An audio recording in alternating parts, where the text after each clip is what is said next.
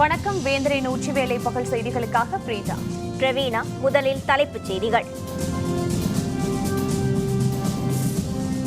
மருத்துவ நுழைவுத் தேர்வு அவசர சட்டத்துக்கு தடையில்லை, உச்சநீதிமன்றம் மறுப்பு.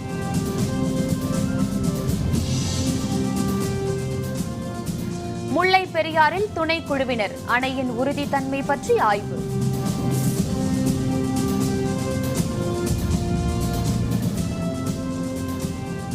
மேற்கு வங்க முதல்வராக பதவியேற்றார் மமதா பானர்ஜி. 41 அமைச்சர்களும் பதவியேற்றனர்.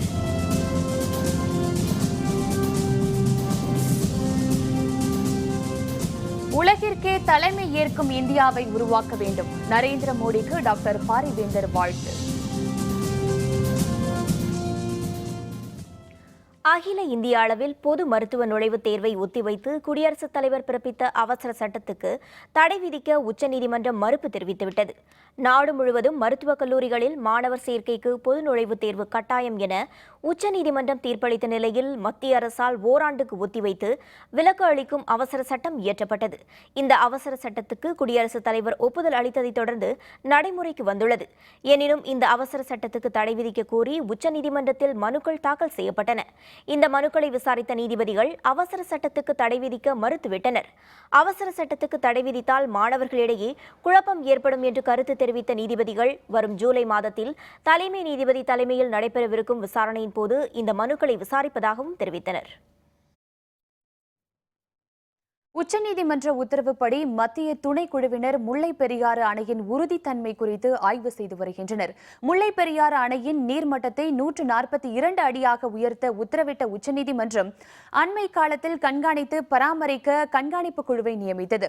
இந்த குழுவிற்கு உதவியாக மத்திய நீர்வள ஆணைய செயற்பொறியாளர் அம்பர்ஜி ஹரிஷ் கிரீஷ் தலைமையில் அமைக்கப்பட்ட 5 பேர் கொண்ட துணைக்குழு 5 மாதங்களுக்கு பிறகு இன்று மீண்டும் ஆய்வு நடத்தி வருகிறது. இதுபற்றிய விரிவான தகவல்களை தருகிறார் நமது செய்தியாளர் செந்தில்குமார். முல்லைப்பெரியார் அணை விவகாரத்தில் உச்சநீதிமன்ற தீர்ப்பின் பிரகாரம் முல்லைப்பெரியார் அணை பராமரிப்பது குறித்தும் கண்காணிப்பது குறித்தும் ஒரு கண்காணிப்பு குழு அமைக்கப்பட்டது. இந்த கண்காணிப்பு குழு நாதன் தலைமையிலான மூவர் குழு அமைக்கப்பட்டது. இந்த மூவர் குழுவுக்கு துணைக்குழுவாக அம்பர்ஜி ஹரிஷ் கிரீஷ் தலைமையில் ஒரு 5 குழு அமைக்கப்பட்டது. இதில் கேரளா பிரதிநிதிகளாக 2 பேரும், தமிழக பிரதிநிதியாக தமிழக பொதுப்பணி அதிகாரி நியமிக்கப்பட்டிருந்தாங்க. இன்று துணைக்குழு அணைக்கு சென்றிருக்காங்க. இதில் கேரளா பிரதிநிதிகள் வல்லக்கடல் வழியாகவும், தமிழக அதிகாரி முல்லைப்பெரியார் அணை தேக்கடி படகுத்துறை வழியாகவும் அணைக்கு சென்றிருக்காங்க. இன்று நடைபெற ஆய்வின் பின்ன மதியம் 3 மணிக்கு பின்னதாக கமிட்டி அலுவலகத்தில் இந்த ஆலோசனை கூட்டம் நடைபெற இருக்கிறது. இந்த ஆலோசனை கூட்டத்தின் போது மேலும் அணையில் இருக்கக்கூடிய பராமரிப்புகள், வர இருக்கக்கூடிய மழைக்காலம் குறித்து முன்னெச்சரிக்கை நடவடிக்கை குறித்து தீர்மானங்கள் எதுவும் நிறைவேற்றப்படக்கூடும் அப்படின்னு சொல்லி எதிர்பார்க்கப்படுகிறது. வேந்தர் செய்திகளுக்காக தேக்கடியிலிருந்து செந்தில்குமார். மேற்கு வங்க மாநில முதலமைச்சராக பொதுமக்கள் முன்னிலையில் நடைபெற்ற பிரம்மாண்ட நிகழ்ச்சியில் மமதா பானர்ஜி பதவியேற்றார். மேற்கு வங்க மாநில சட்டப்பேரவைக்கான மொத்தமுள்ள 294 இடங்களுக்கு நடைபெற்ற தேர்தலில் 211 இடங்களை கைப்பற்றி ஆளும் திரிணாமுல் காங்கிரஸ் கட்சி அறுதி பெரும்பான்மை பெற்றது. ஆளும் திரிணாமுல் காங்கிரஸ் மீண்டும் வெற்றி பெற்றதை அடுத்து முதல்வராக 2ஆம் முறையாக மம்தா பானர்ஜி பதவியேற்கும் விழாவுக்காக கொல்கத்தாவில் சிறப்பு ஏற்பாடுகள் செய்யப்பட்டிருந்தன. ரெட் ரோடு பகுதியில் அமைக்கப்பட்டிருந்த பிரம்மாண்ட மேடையில் முதல்வராக மமதா பானர்ஜியும் அவரைத் தொடர்ந்து 41 அமைச்சர்களும் பதவியேற்றனர். அவர்களுக்கு மாநில ஆளுநர் கேசரிநாத் திரிபாதி பதவி பிரமாணமும் ரகசிய காப்பு பிரமாணமும் செய்து வைத்தார். புதிதாக பதவியேற்றவர்களில் கொல்கத்தா மாநகராட்சி மேயராக இருந்த சோவன் சாட்டர்ஜி, முன்னாள் இந்திய கிரிக்கெட் வீரரான லட்சுமி ரத்தன் சுக்லா, பிரபல பாடகி இந்திராணி சென் உள்ளிட்ட 17 புதுமுகங்களும் அமைச்சரவையில் இடம்பெற்றுள்ளனர். பதவியேற்பு விழாவில் மத்திய நிதியமைச்சர் அருண்ஜேட்லி, பூடான் பிரதமர் ஷெரின் டோப்கே, பீகார் முதல்வர் நிதிஷ்குமார், தில்லி முதல்வர் அரவிந்த் கெஜ்ரிவால், உத்தரப்பிரதேச மாநில முதல்வர் அகிலேஷ் யாதவ், ராஷ்டிரிய ஜனதா தளம் கட்சியின் தலைவர் லாலு பிரசாத் யாதவ், கிரிக்கெட் வீரர் கங்குலி உள்ளிட்ட பலரும் கலந்து கொண்டனர். உலகிற்கே தலைமை ஏற்கும் இந்தியாவை உருவாக்க வேண்டும் என்று பிரதமர் நரேந்திர மோடிக்கு இந்திய ஜனநாயக கட்சியின் நிறுவனர் தலைவரான டாக்டர் பாரிவேந்தர் வாழ்த்து தெரிவித்துள்ளார். மத்தியில் ஆட்சி பொறுப்பேற்று 3ஆம் ஆண்டில் அடியெடுத்து வைத்துள்ள பிரதமர் நரேந்திர மோடியை பாராட்டி அறிக்கை ஒன்றை டாக்டர் பாரிவேந்தர் வெளியிட்டுள்ளார். பிரதமர் நரேந்திர மோடி தலைமையிலான மத்திய அரசு நவீன இந்தியாவை உருவாக்கும் நோக்கில் எண்ணற்ற திட்டங்களை நாட்டுக்காக அர்ப்பணித்துள்ளது என்று குறிப்பிட்டுள்ள டாக்டர் பாரிவேந்தர், தூய்மை இந்தியா திட்டம், முத்ரா திட்டம், மக்கள் நிதி திட்டம், எரிவாயு நேரடி மானிய திட்டம், மேக் இன் இந்தியா திட்டம், டிஜிட்டல் இந்தியா திட்டம், ஸ்மார்ட் சிட்டி திட்டம் என எண்ணற்ற திட்டங்களை மிகச் சிறப்பாக மத்திய அரசு செயல்படுத்தி வருவது பாராட்டுக்குரியது என தெரிவித்துள்ளார். இதுபோன்ற திட்டங்களால் ஒவ்வொரு இந்தியனும் தங்களின் எதிர்காலத்தின் மீது பெரும் நம்பிக்கை கொண்டு உழைத்து நாட்டை முன்னேற்ற பாதையில் கொண்டு செல்வார்கள் என்று நம்பிக்கை தெரிவித்துள்ள டாக்டர் பாரிவேந்தர், அதே வேளையில் மத்திய அரசு தமிழகத்தின் மீது அதிக அக்கறை காட்டி தமிழக மீனவர் பிரச்சினை, காவிரி முல்லை பெரியாறு நதிநீர் பிரச்சினைகளில் நேரடியாக தலையிட வேண்டும் என்றும் கேட்டுக் கொண்டுள்ளார். இனிவரும் ஆண்டுகளில் நரேந்திர மோடி தலைமையிலான மத்திய அரசு நாட்டின் வளர்ச்சிக்காக பல்வேறு முன்மாதிரியான திட்டங்களை முன்னெடுத்து விரைந்து முடித்து அனைத்து துறைகளிலும் வளர்ச்சியடைய வேண்டும் என்று குறிப்பிட்டுள்ள டாக்டர் பாரிவேந்தர், உலகிற்கே தலைமையேற்று வழிநடத்தும் நாடாகவும் இந்தியா விளங்க வேண்டும் என பிரதமர் நரேந்திர மோடி மற்றும் அவருடைய அமைச்சர்களுக்கும் வாழ்த்து தெரிவித்துள்ளார். ஜம்மு காஷ்மீர் மாநிலத்தின் பாராமுல்லா மாவட்டத்தில் தீவிரவாதிகளுக்கும் பாதுகாப்பு படையினருக்கும் இடையே நடைபெற்ற துப்பாக்கி சண்டையில் பாதுகாப்பு படை வீரர் ஒருவரும் 4 தீவிரவாதிகளும் பலியாகினர்.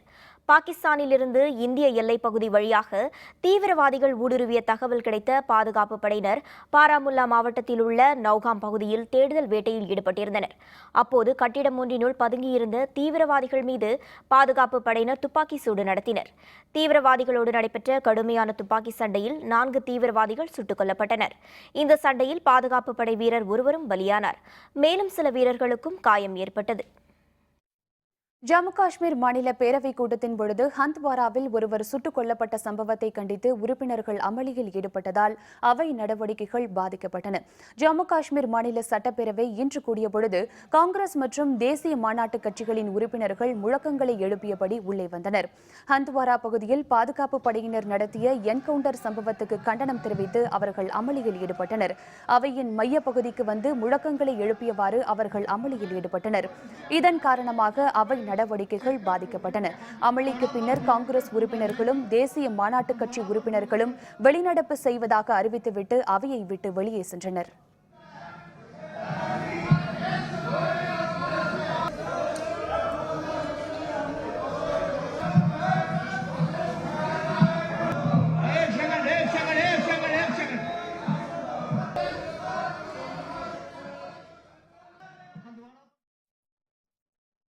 புதுச்சேரியின் முதல்வர் யார் என்பது பற்றி நாளை நடைபெறும் எம்எல்ஏக்கள் கூட்டத்தில் முடிவு செய்யப்படும் என்று புதுச்சேரி மாநில காங்கிரஸ் தலைவர் நமச்சிவாயம் கூறியுள்ளார். நேருவின் நினைவு நாளான இன்று புதுச்சேரி காங்கிரஸ் அலுவலகத்தில் வைக்கப்பட்டிருந்த நேருவின் உருவப்படம் மற்றும் கடற்கரையில் உள்ள அவரது சிலைக்கு நமச்சிவாயம், முன்னாள் முதல்வர் வைத்திலிங்கம், முன்னாள் மத்திய அமைச்சர் நாராயணசாமி ஆகியோர் மலர் தூவி மரியாதை செய்தனர். பின்னர் செய்தியாளர்களுடன் பேசிய நமச்சிவாயம், நாளை நடைபெறவுள்ள புதுச்சேரி காங்கிரஸ் சட்டப்பேரவை உறுப்பினர்கள் கூட்டத்தில் தில்லி முன்னாள் முதல்வர் ஷீலா தீட்சித், காங்கிரஸ் பொதுச் செயலர் முகுல் வாஸ்னிக் ஆகியோர் கலந்து கொள்வதாக தெரிவித்தார். முதல்வர் யார் என்பது தொடர்பாக அப்போது முடிவெடுக்கப்படும் என்றும் அவர் குறிப்பிட்டார். நாளை காலை 12 மணி அளவிலே சட்டமன்ற உறுப்பினருடைய கூட்டம் நடைபெற இருக்கின்றது. அந்த கூட்டத்திலே திருமதி ஷீலா தீட்சித் அவர்களும் முகுல் வாஸ்னிக் அவர்களும் அந்த சட்டமன்ற உறுப்பினருடைய கூட்டத்திலே கலந்து கொள்ள இருக்கின்றார்கள். அந்த கூட்டத்திலே சட்டமன்ற உறுப்பினருடைய ஆலோசனைகளை கேட்டு அதற்கேற்றவாறு அவர்கள் அகில இந்திய தலைமைக்கு தெரியப்படுத்தி அதன் மூலமாக அவர்கள் முடிவு எடுப்பார்கள்.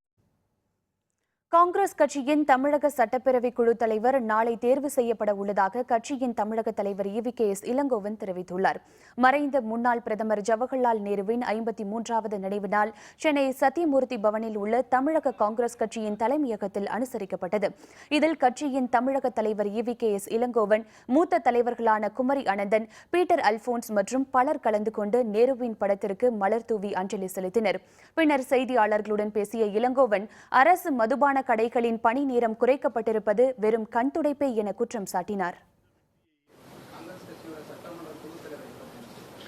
அநேகமாக நாளைக்கு டெல்லியில இருந்து முகுல் வாஸ்னிக் அவர்களும் ஷீலா தீட்சித் முன்னாள் டெல்லி முதலமைச்சர் அவர்களும் வர இருக்கின்றார்கள். அப்போது சட்டமன்ற காங்கிரஸ் கட்சி உறுப்பினர்களுடைய கூட்டம் நடைபெற இருக்கின்றது. அந்த கூட்டத்தில் அநேகமாக முறையாக தேர்ந்தெடுக்கப்படுவார்கள். இரவு 10 மணிக்கு மூடுகின்ற கடையை 7 மணிக்கு மூடுவோம் என்று அறிவித்திருந்தால் நன்றாக இருந்திருக்கும். ஆகவே காலையில் மூடியிருக்கின்றேன் என்பது வெறும் கண்துடைப்பாகத்தான் நான் கருதுகிறேன். ராஜஸ்தான் மாநிலத்தில் நடைபெற்ற சாலை விபத்தில் 11 பேர் பலியாகினர். படுகாயமடைந்த பலர் மருத்துவமனையில் சிகிச்சைக்காக அனுமதிக்கப்பட்டுள்ளனர்.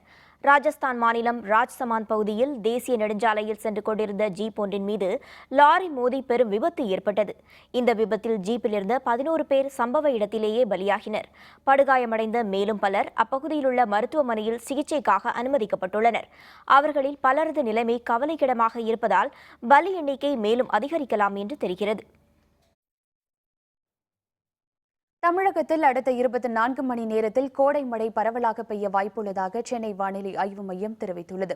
சென்னையில் செய்தியாளர்களுடன் பேசிய வானிலை ஆய்வு மைய இயக்குநர் எஸ். பாலச்சந்திரன், தமிழகத்தின் பல்வேறு பகுதிகளில் அடுத்த 24 மணி நேரத்தில் கோடை மழை பெய்ய தொடங்கும் என்று தெரிவித்தார். சென்னையில் மாலை அல்லது இரவு நேரங்களில் கோடை மழைக்கு வாய்ப்பு இருப்பதாக மேலும் தெரிவித்த அவர், தமிழகம் முழுவதும் அடுத்த 3 நாட்களுக்கு இயல்பை விட வெப்பநிலை அதிகரித்து காணப்படும் என்றும் தெரிவித்தார். கடந்த 24 மணி நேரத்தில் சாத்தூரில் அதிகபட்சமாக 5 சென்டிமீட்டர் மழை அளவு பதிவாகியுள்ளதாக தெரிவித்த அவர், மானாமதுரையில் 3 சென்டிமீட்டரும், திருபுவனத்தில் 2 சென்டிமீட்டரும், ஈரோட்டில் 1 சென்டிமீட்டரும் மழை அளவு பதிவாகியுள்ளதாக மேலும் தெரிவித்தார். வெப்பச்சலனத்தின் காரணமாக கடந்த 24 மணி நேரத்தில் தமிழகத்தில் ஓரிரு இடங்களில் மழை பெய்துள்ளது. அடுத்து வரும் 2 தினங்களுக்கு இடியுடன் கூடிய கோடை மழைக்கு தமிழகத்தில் ஓரிரு இடங்களில் வாய்ப்பு உள்ளது. சென்னை பொறுத்தவரையில் மாலை அல்லது இரவு நேரங்களில் கோடை மழைக்கான வாய்ப்பு உள்ளது.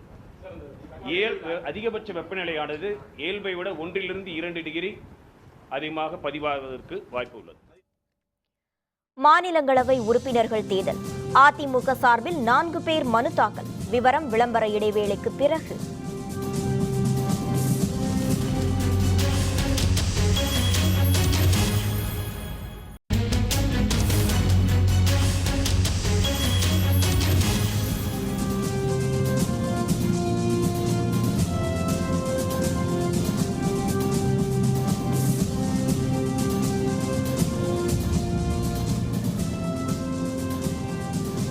செய்திகள் தொடர்கின்றன. நரிக்குறவர் உள்ளிட்ட பல்வேறு ஒடுக்கப்பட்ட ஜாதிகளை பழங்குடியினர் பட்டியலில் சேர்த்த மத்திய அரசுக்கு இந்திய ஜனநாயக கட்சியின் நிறுவனர் தலைவரான டாக்டர் பாரிவேந்தர் பாராட்டு தெரிவித்துள்ளார். இது பற்றி அறிக்கை ஒன்றை டாக்டர் பாரிவேந்தர் வெளியிட்டுள்ளார். தமிழ்நாட்டில் உள்ள நரிக்குறவர், குறவிக்காரர், மலையாளி கவுண்டர் ஆகிய வகுப்பினரை பழங்குடியினர் பட்டியலில் சேர்க்க வகை செய்யும் சட்ட திருத்த முன்வரைவுக்கு மத்திய அமைச்சரவை ஒப்புதல் அளித்ததை இந்திய ஜனநாயக கட்சி பாராட்டி வரவேற்பதாக தெரிவித்துள்ள டாக்டர் பாரிவேந்தர், இதன் மூலம் அவர்களுக்கும் பிற வகுப்பினரை போன்ற கல்வி, வேலைவாய்ப்பு உள்ளிட்ட அனைத்து அடிப்படை உரிமைகளும் கிடைக்க வழிவகை செய்யப்படும் என எதிர்பார்க்கலாம் என்று குறிப்பிட்டுள்ளார்.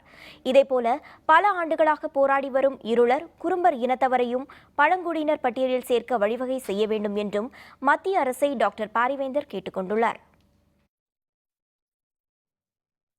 தமிழகத்தில் 100 யூனிட்டுகள் வரையிலான மின்சார பயன்பாட்டுக்கு கட்டணமில்லை என்று அறிவிக்கப்பட்டுள்ள நிலையில் கட்டணத்தை கணக்கிடும் புதிய முறை பற்றி மின்சார வாரியம் அறிவித்துள்ளது. தமிழகத்தில் மீண்டும் ஆட்சி பொறுப்பேற்ற முதல்வர் ஜெயலலிதா வீடுகளில் பயன்படுத்தப்படும் மின்சாரத்துக்கு 100 யூனிட்டுகள் வரை கட்டணமில்லை என்று அறிவித்தார். இதனையடுத்து கடந்த 23ஆம் தேதியிலிருந்து எடுக்கப்படும் மின்சார அளவீடுகளுக்கு இந்த சலுகை வழங்கப்படும் என மின்சார வாரியம் அறிவித்துள்ளது.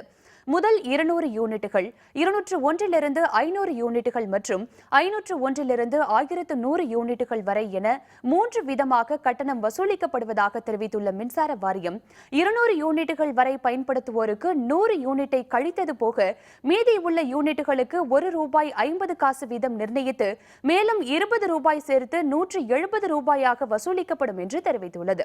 500 யூனிட்டுகள் வரை பயன்படுத்துவோருக்கு முதல் 100 யூனிட்டுகள் இலவசம் எனவும், அடுத்த 100 யூனிட்டுகளுக்கு தலா ₹2 வீதமும், மீதமுள்ள யூனிட்டுகளுக்கு தலா ₹3 எனவும் கணக்கிட்டு ₹1130 வசூலிக்கப்படும் எனவும் அந்த அறிவிப்பில் மின்சார வாரியம் தெரிவித்துள்ளது. இதேபோன்று 650 யூனிட்டுகளுக்கு ₹2770, 800 யூனிட்டுகளுக்கு ₹3760, 950 யூனிட்டுகளுக்கு ₹4750, 1100 யூனிட்டுகளுக்கு ₹5740 வசூலிக்கப்படும் எனவும் மின்சார வாரியம் அறிவித்துள்ளது. மாநிலங்களவை தேர்தலில் போட்டியிடும் அதிமுக வேட்பாளர்கள் இன்று வேட்புமனு தாக்கல் செய்தனர். மாநிலங்களவையில் தமிழக உறுப்பினர்களுக்கான பதவிக்காலம் முடிந்ததை தொடர்ந்து அந்த பதவிகளுக்கு வரும் 11ஆம் தேதி தேர்தல் நடைபெறுகிறது. இதில் அதிமுக சார்பில் ஆர். வைத்திலிங்கம், ஏ. நவநீத கிருஷ்ணன், ஏ. விஜயகுமார், எஸ். ஆர். பாலசுப்ரமணியன் ஆகியோர் போட்டியிடுவார்கள் என்று அக்கட்சியின் தலைமை அறிவித்தது. இதன்படி வேட்பாளர்கள் 4 பேரும் தேர்தல் அலுவலரும் சட்டப்பேரவை செயலருமான ஏஎம்பி ஜமாலுதீனிடம் தங்கள் வேட்புமனுக்களை அடுத்தடுத்து தாக்கல் செய்தனர்.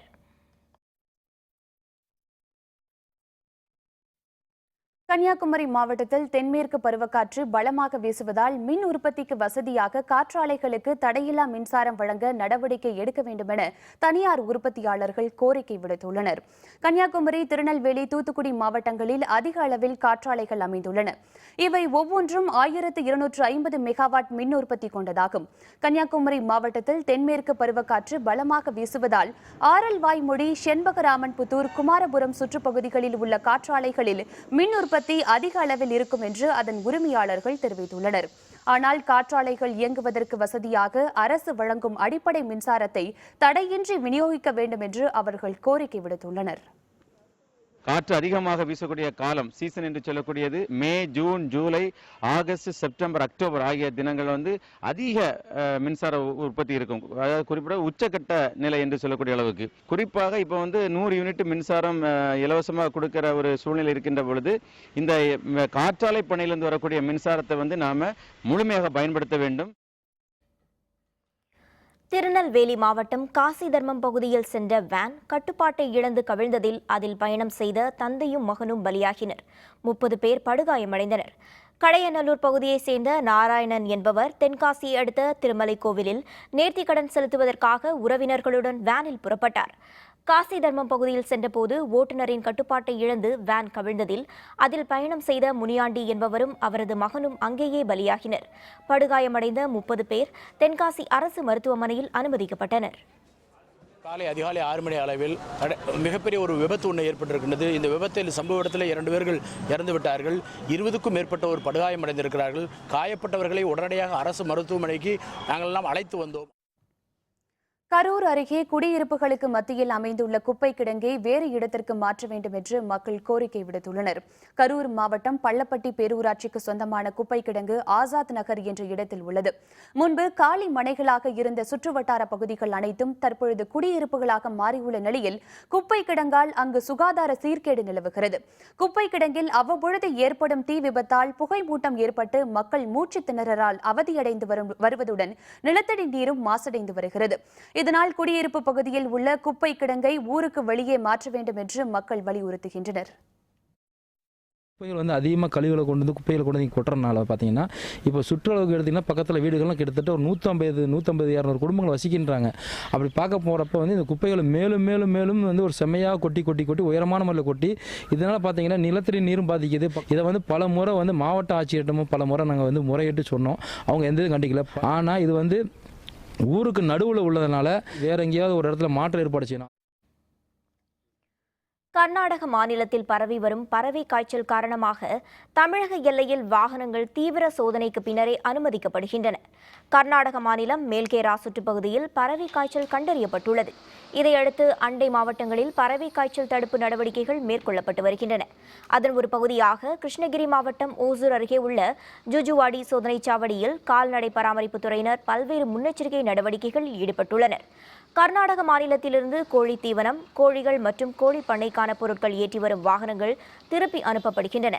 இது தவிர கிருஷ்ணகிரி மாவட்டத்தில் உள்ள பண்ணைகளில் கோழிகளை தொடர்ந்து கண்காணிக்குமாறும், கோழிகள் அசாதாரண இறந்துவிட்டால் உடனடியாக கால்நடைத்துறை அலுவலர்களுக்கு தகவல் அளிக்குமாறும் தெரிவிக்கப்பட்டுள்ளது. பறவை காய்ச்சல் அச்சம் காரணமாக தமிழக ஆந்திர எல்லைப் பகுதிகளில் நோய் தடுப்பு பணிகள் தீவிரப்படுத்தப்பட்டுள்ளன. கர்நாடக மாநிலம் பிதார் மாவட்டத்தில் பறவை காய்ச்சல் பாதிப்பு கண்டுபிடிக்கப்பட்டுள்ளது. இதன் காரணமாக பிற மாநிலங்களிலிருந்து தமிழகத்துக்குள் நுழையும் எல்லையில் நோய் தடுப்பு நடவடிக்கைகளை அலுவலர்கள் தீவிரப்படுத்தியுள்ளனர். ஆந்திர மாநில எல்லையான ஊத்துக்கோட்டை, கும்மிடிப்பூண்டி, பெத்திக்குப்பம் ஆகிய இடங்களில் உள்ள சோதனை சாவடிகளில் தமிழகத்துக்குள் வரும் அனைத்து வாகனங்களும் கிருமி நாசினிகள் தெளிக்கப்பட்ட பின்னரே அனுமதிக்கப்படுகின்றன. கர்நாடக மாநிலத்தில் மாநிலத்திலிருந்து கொண்டுவரப்படும் முட்டைகள், கோழிகள் திருப்பி அனுப்பப்படுவதாக அலுவலர்கள் தெரிவித்தனர். பிற மாநிலங்களிலிருந்து வரும் கோழிகளும் முட்டைகளும் உரிய மருத்துவ சான்றிதழ்களுடன் மட்டுமே தமிழகத்துக்குள் அனுமதிக்கப்படுவதாக அவர்கள் கூறினர். வறட்சியால் அழிந்து வரும் வாத்து வளர்ப்பு தொழிலை காக்க அரசு முன்வர வேண்டும் என்று தருமபுரி மாவட்ட வாத்து வளர்ப்போர் கோரிக்கை விடுத்துள்ளனர். தருமபுரி மாவட்டத்தில் பென்னாகரம், வாணியாறு, மாரண்டஹள்ளி உள்ளிட்ட பகுதிகளில் கோழி வளர்ப்புக்கு இணையாக வாத்துக்கள் வளர்க்கப்படுகின்றன. செழிப்பான பகுதிகளில் மேய்த்து வளர்க்கப்பட்டு கேரளா உள்ளிட்ட அண்டை மாநிலங்களுக்கு ஏற்றுமதி செய்யப்படுகின்றன. தற்போது தருமபுரி மாவட்டத்தில் போதிய மழை இல்லாமல் வறட்சி நிலவுவதால் வாத்துகளின் மேய்ச்சலுக்கான நீர்நிலைகள் இல்லாமல் போய்விட்டதாக வாத்து வளர்ப்போர் கவலை தெரிவிக்கின்றனர். வாத்துகளுக்கான உணவுக்கு சிரமம் ஏற்பட்டுள்ளதால் அவற்றை வளர்க்கும் தொழிலை கைவிடும் நிலை ஏற்பட்டுள்ளதாக அவர்கள் கூறுகின்றனர். எனவே தாங்கள் வேறு தொழில் செய்ய அரசு உதவி செய்ய வேண்டும் என வாத்து வளர்ப்போர் கோரிக்கை விடுத்துள்ளனர். வாத்து வளருதுன்னா நிறைய இப்போ மழை பெஞ்சு நல்லா விவசாயம் நல்லா எங்கே பார்த்தாலும் சம்பாரமாக நினைச்சு வாத்து 4000 5000 10,000 மேய்க்குங்க. ஊர் ஊராக மேய்க்குங்க. இப்போ எல்லாமே பிளாட் போட்டு எல்லாம் மேனையாக்கி போட்டாங்க. இப்போ வாத்து எங்கே மேய்க்கிறதுக்கு இடத்துல ஏரிங்கெல்லாம் 4000 10,000 மேய்க்கிற இடத்துல 2000 3000 வார்த்தை எங்களால் மேய்க்க முடியுது. விவசாயம் போய் மலிஞ்சோடனே இதுக்கு வாத்துக்கு லோன் கூட கொடுக்குறதில்ல. நீலகிரி மாவட்டம் உதகையில் இன்று தொடங்கிய 120வது சர்வதேச மலர் கண்காட்சியை திரளான சுற்றுலா பயணிகள் ஆர்வத்துடன் கண்டு ரசித்து வருகின்றனர். தமிழக வேளாண் துறை அமைச்சர் துரைக்கண்ணு கண்காட்சியை தொடங்கி வைத்தார். இது பற்றிய விரிவான தகவல்களை தருகிறார் நமது செய்தியாளர் சதீஷ்குமார். நூற்றாண்டு பழமை வாய்ந்த உதகை அரசு தாவரவியல் பூங்காவின் 120வது மலர் கண்காட்சி இன்று துவங்கியுள்ளது. தொடர்ந்து 3 நாட்கள் நடைபெறக்கூடிய இந்த மலர் கண்காட்சியை இன்று வேளாண் துறை அமைச்சர் துவக்கி வைத்தார். இந்த கண்காட்சியில் சிறப்பம்சமாக 1,30,000 மலர்களை கொண்டு சென்னை சென்ட்ரல் ரயில் நிலையத்தின் மாதிரி வடிவம் மிக பிரம்மாண்டமாக வடிவமைக்கப்பட்டுள்ளது. இது மட்டுமல்லாது 70,000க்கும் அதிகமான கார்னேஷன் மலர்களை கொண்டு சிட்டுக்குருவிகளின் உருவமும் வடிவமைக்கப்பட்டுள்ளது. மேலும் பயணிகளை மகிழ்விப்பதற்காக 20,000க்கும் அதிகமான மலர் தொட்டிகளில் பல்வேறு வகையான வண்ண மலர்களும் காட்சிப்படுத்தப்பட்டுள்ளது. ஃபர்ஸ்ட் டைம் சென்னை சென்ட்ரல் இந்த மாதிரி காமிச்சிருக்காங்க. நல்லா இருக்கு. ஃபெமிலியரான பிளேஸ் சென்ட்ரல்ங்கிறது. அது இங்க ஃப்ளவர்ஸா காட்டியிருக்கிறது சென்னை பீப்புளுக்கு ஒரு பாப்புலாரிட்டி இருக்க மாதிரி இருக்கு. இன்னும் நிறைய ஃப்ளவர்ஸ் பின்னாடி இருக்கு, போய் பார்க்கணும். ஃப்ளவர் ஷோ பார்க்க ரொம்ப எக்ஸலண்டா இருக்கு. ரொம்ப ஹார்ட் ஒர்க் பண்ணியிருக்காங்க. இந்த ஃப்ளவர்ஸ் இந்த கிளி 7 lakh ஃப்ளவர்ஸ் வச்சு பண்ணியிருக்கான்றது ரொம்ப பெரிய விஷயம். பார்க்கறதுக்கு ரொம்ப அற்புதமா இருக்கு. வந்ததுல ரொம்ப சந்தோஷமா இருக்கு. மலர் காட்சியை பார்க்கறதுக்கு நாங்கள் பிளான் பண்ணி வந்தோம். இங்கே பார்த்தீங்கன்னா சென்ட்ரல் ரயில்வே ஸ்டேஷன் மாதிரி ரொம்ப அழகாக பூவில் இந்த இதெல்லாம் ஃப்ளவர்ஸில் அலங்கரிச்சிருக்காங்க. பார்க்கறதுக்கு ரொம்ப சந்தோஷமா இருக்கு. புதிதாக பொறுப்பேற்ற தமிழக அரசின் நடத்தப்படக்கூடிய முதல் விழாவே மலர் கண்காட்சி என்பதும் குறிப்பிடத்தக்கது. வேந்தர் செய்திகளுக்காக உதகை அரசு தாவரவியல் பூங்காவிலிருந்து ரா சதீஷ்குமார். திருச்சி ஸ்ரீரங்கம் கோவிலில் வழிபாடு செய்வதற்காக கரூர் மாவட்டம் ஆர்டி மலை கிராமத்தை சேர்ந்த மக்கள் தங்கள் பாரம்பரிய முறைப்படி ஏராளமான மாட்டு வண்டிகளில் பயணம் செய்து திருச்சி வந்தடைந்தனர். அருள்மிகு பெருமாளை தங்கள் குலதெய்வமாக வழிபட்டு வரும் கரூர் மாவட்டம் ஆர்டி மலை கிராம மக்கள் பாரம்பரியமாக ஸ்ரீரங்கம் அருள்மிகு அரங்கநாத சுவாமி கோவிலுக்கு வந்து வழிபாடு நடத்தி வருகின்றனர். 5 ஆண்டுகளுக்கு ஒருமுறை மாட்டு வண்டிகளில் பயணம் செய்து இங்கு வருவதை அவர்கள் வழக்கமாக கொண்டுள்ள நிலையில் இந்த ஆண்டு 70 மாட்டு வண்டிகளில் 500க்கும் அதிகமானோர் ஸ்ரீரங்கம் வந்தடைந்தனர். இவர்கள் அனைவரும் 2 நாட்கள் ஸ்ரீரங்கத்தில் தங்கி சாமியை வழிபட்டு பக்தர்களுக்கு அன்னதானம் வழங்கிய பின் நாளை மறுதினம் சொந்த ஊருக்கு புறப்பட்டு பயணத்தை நிறைவு செய்ய உள்ளனர். எங்கள் பாட்டனர் காலத்துலேருந்து எங்கள் குலதெய்வம் அவங்க கனவுல இந்த குலதெய்வ சாமி கனவுல சொன்னதுனால நீங்கள் வண்டி கட்டிட்டு வரணும் ஸ்ரீரங்கம் அப்படின்னு சொன்னதுனால அந்த மாதிரி பாரம்பரியமாக வந்துட்டுருக்கோம். ஆனால் 1 மாதம் விரதம் இருந்து இந்த குலதெய்வத்துக்கு வண்டியில் தான் வருவோம். இங்கே இங்கே பிறந்த பிள்ளைகள் எல்லாத்துக்குமே இங்கே தான் காது குத்துறது, மொட்டை எடுக்கிறது எல்லாமே இங்கே தான் செய்வோம். சாமி சொப்பனத்தில் சொல்லி 4 பேர்த்தையும் எல்லாத்தையும் கூட்டம் கூடுறது. நாங்கள் கூடி பேசி சாமி போய் பார்க்கலாம் சொன்னது நேசம் இப்படின்னு பார்க்குறது. அப்புறம் தான் உப்பு தப்பில் விருந்து போட்டு புறப்பட்டு வர்றது. இங்கே சாமிக்கு போய் உண்டியல் செலுத்திட்டு அப்புறம் தான் வெளியே வர்றது. தாய்லாந்தில் படகு கவிழ்ந்து விபத்து, சுற்றுலா பயணிகள் 3 பேர் பலி. விவரம் விளம்பர இடைவேளைக்கு பிறகு.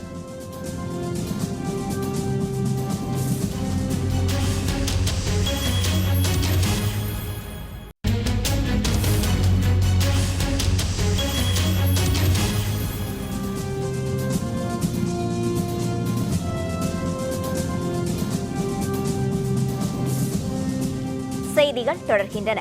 இனி அயலகச் செய்திகள்.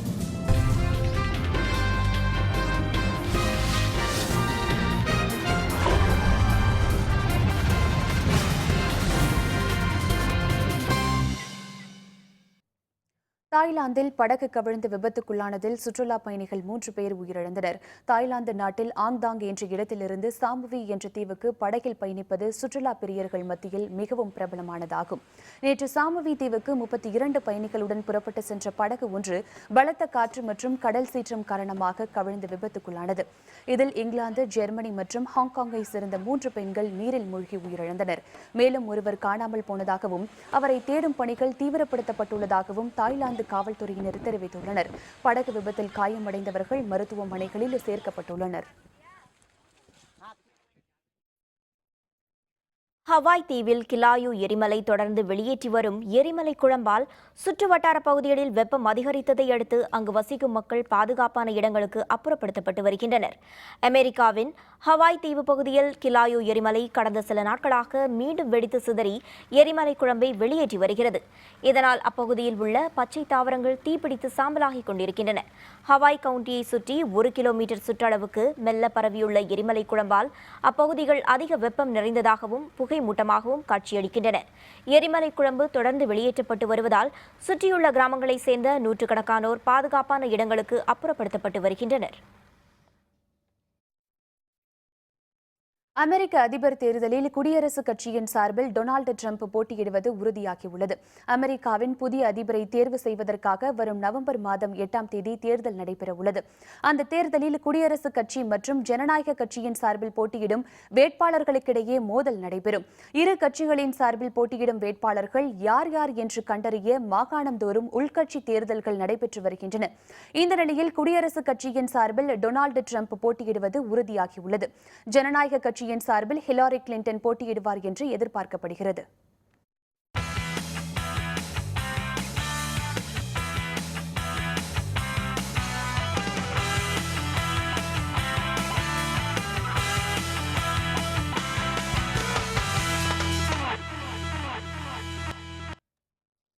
ஐபிஎல் கிரிக்கெட் தொடரின் 2வது குவாலிஃபயர் ஆட்டம் இன்று நடைபெறுகிறது. இதில் குஜராத், ஹைதராபாத் அணிகள் பல பரீட்சை நடத்துகின்றன. ஐபிஎல் கிரிக்கெட் தொடரின் பிளே ஆஃப் சுற்றின் முதல் ஆட்டத்தில் பெங்களூரு அணி 4 விக்கெட் வித்தியாசத்தில் குஜராத் லயன்ஸை வீழ்த்தி இறுதிப் போட்டிக்கு நேரடியாக தகுதி பெற்றது. இதையடுத்து நடைபெற்ற வெளியேற்றுதல் சுற்று போட்டியில் ஹைதராபாத் அணி 22 ரன் வித்தியாசத்தில் கொல்கத்தாவை வீழ்த்தியது. இதன் மூலம் அந்த அணி 2வது குவாலிஃபயர் ஆட்டத்துக்கு தகுதி பெற்றது. தில்லி ஃபெரோசா கோட்லா திடலில் இன்று இரவு 8 மணிக்கு தொடங்கும் 2வது குவாலிஃபயர் ஆட்டத்தில் குஜராத் அணியுடன் ஹைதராபாத் அணி மோதுகிறது. இதில் வெற்றி பெறும் அணி பெங்களூரில் நாளை மறுநாள் நடைபெறும் இறுதிப் போட்டியில் பெங்களூரு அணியுடன் மோத உள்ளது. மீண்டும் தலைப்புச் செய்திகள். மருத்துவ நுழைவுத் தேர்வு அவசர சட்டத்துக்கு தடையில்லை, உச்சநீதிமன்றம் மறுப்பு. முல்லை பெரியாறில் துணைக்குழுவினர் அணையின் உறுதித்தன்மை பற்றி ஆய்வு.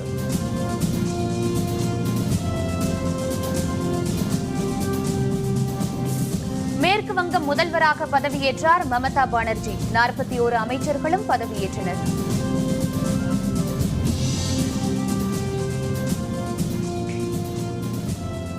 உலகிற்கே தலைமையேற்கும் இந்தியாவை உருவாக்க வேண்டும். நரேந்திர மோடிக்கு டாக்டர் பாரிவேந்தர் வாழ்த்து.